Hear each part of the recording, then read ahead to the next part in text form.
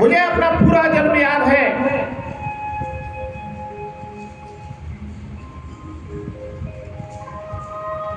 मैंने ऐसा कोई पाप नहीं किया था जिसके कारण से मुझे इस तरह दुख मिले। आज इतने दिनों से बाणों की सैया पर पड़ा हूं, ये उसी पाप का फल है। वरना ये मेरा छोटा सा पोता अर्जुन, जिसको उंगली पकड़ करके मैंने खुद चलाना सिखाया था, जिसको गोद में लेकर के खिलाते हुए मैंने बड़ा किया, ये मुझे क्या मार सकता था? बेटी, 2000 बिच्छुओं के समान 2000 बिच्छू एक साथ डंक मारे। इस वक्त मुझे इतना दर्द हो रहा है, मुझे इस इच्छा मृत्यु का वरदान भी प्राप्त है। मैं जब चाहूं जब अपने प्राण त्याग सकता हूं, लेकिन फिर भी मैं ये दर्द सहन कर रहा हूं, क्योंकि मैं उस पाप का प्रायश्चित कर रहा हूं। और हाँ बेटी, तुमने कहा ना कि मैं सिर झुका करके बैठा था, मैंने तेरी सहायता नहीं की। बेटी, मैं तुम्हें बता दूं, क्योंकि मैंने उस वक्त दुर्योधन का दूषित अन्न खाया था, और जैसा अन्न होता है वैसा ही मन हो जाता है। और आज मैं ये सच बोल रहा हूं, क्योंकि अब इतने दिनों से बाणों की सैया पर पड़ा हूं ना, हर बूंद के साथ दुर्योधन के खाए हुए अन्न से जो दूषित रह गया था, वह मेरे शरीर से निकल चुका है, मेरा रक्त शुद्ध हो चुका है। बेटी, ध्यान देना, भागवतकार कहते हैं कि आहार की शुद्धता अति अनिवार्य है। कभी भी आहार गलत मत खाओ मेरे भाई बहनों। आहार शुद्ध सत्य शुद्धे, सत्य शुद्ध ध्रुवा स्मृति। आहार की शुद्धता बहुत जरूरी है प्यारे। मैं इसलिए बोल रहा हूं क्योंकि आजकल बड़े बड़े महानगरों में गलत चीजें खाने वाले बहुत हो गए हैं। बड़ा आपको बहुत बड़ा मानते हैं। जब आप गलत चीज खाते हो, वे सोचते हैं कि मैं बहुत अच्छी फैमिली से हूं। गलत आहार लेने में अपने आप को धन्य समझते हैं। आजकल की जो युवा पीढ़ी है वो भटकती जा रही है।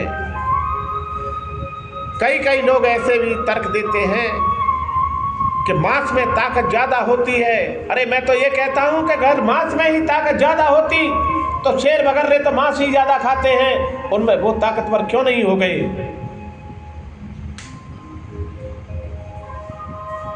कभी आपने बकरी को देखा है? वो सिर्फ अपना चारा खाती है। जानवर अपना चारा खाता है,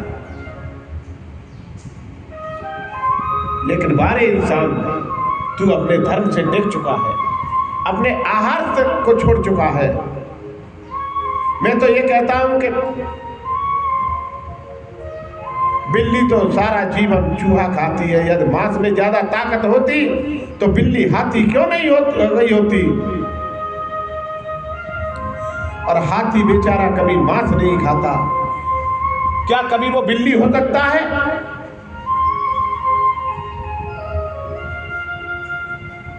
और इतने से भी ना माने तो आप रामायण उठा करके देख लीजिए। रावण का छोटा भाई कुंभकर्ण जब सो करके उठता था तो हजारों घड़े शराब पीता था और न जाने कितनी भैंसों को मार करके खा जाया करता था।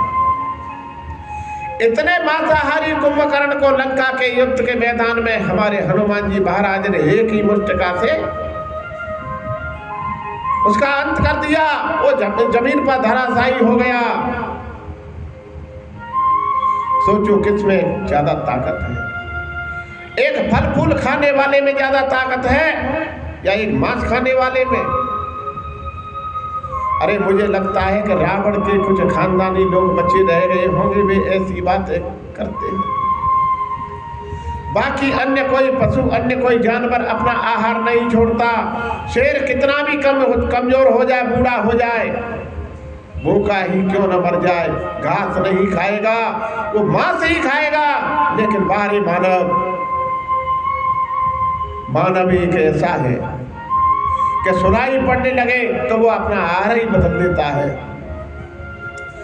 टेलीविजन पर रोजाना ऐड आया करता था कि संडे हो या मंडे रोज खाओ अंडे। वो आज भी आ रहा है, दोबारा से फिर चालू हो गया है। हमने आज तक पे देखा है। अभी हमने कुछ समय पहले समाचार देखे थे, तो समाचारों में बीच बीच में ऐड आता है, तो उसमें दोबारा से चालू हो गया है।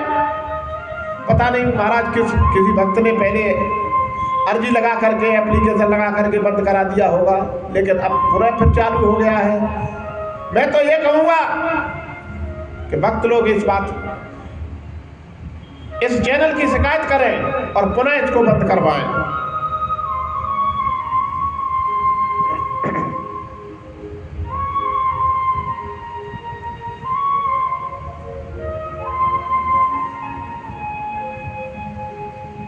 अरे भैया, अंडे भी कोई खाने की चीज है? अंडे में क्या है? मुर्गी की गंदगी तो है। अरे प्रभु की बंदगी करने वाला मुर्गी की गंदगी खाए, धिक्कार है ऐसे मानवों पर। बकरी के सामने तुम कितने भी प्रचार करो, बड़े बड़े बोर्ड लगा दो, टेलीविजन में रोज दिखाओ उसको, लेकिन बकरी घास खाना नहीं छोड़ेगी, वो अंडे नहीं खाएगी।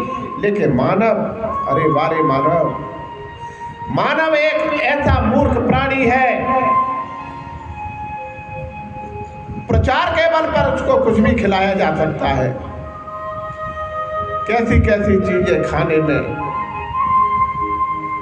लोग आजकल अपने आप को धन्य मान रहे हैं। मैं तो सिर्फ इतना ही निवेदन करना चाहूंगा कि मेरे भाई बहनों, कृष्ण कथा के रस का पान करते रहो। इस रस को पीने के बाद मेरे भैया, मैं आपसे प्रार्थना करूंगा प्यारे कि यदि कोई गलत सलत खा रहे हो तो नहीं खाओगे।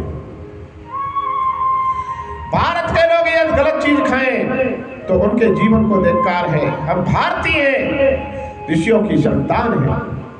हमारे नाम के आगे, हमारे पूर्वजों के आगे ऋषियों का नाम जुड़ा है।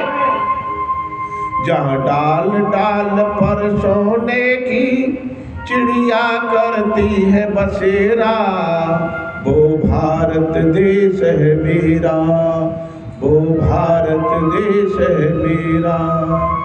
जहाँ सत्य अहिंसा और धर्म का लगता पग पग डेरा, वो भारत देश है मेरा, वो भारत देश है मेरा।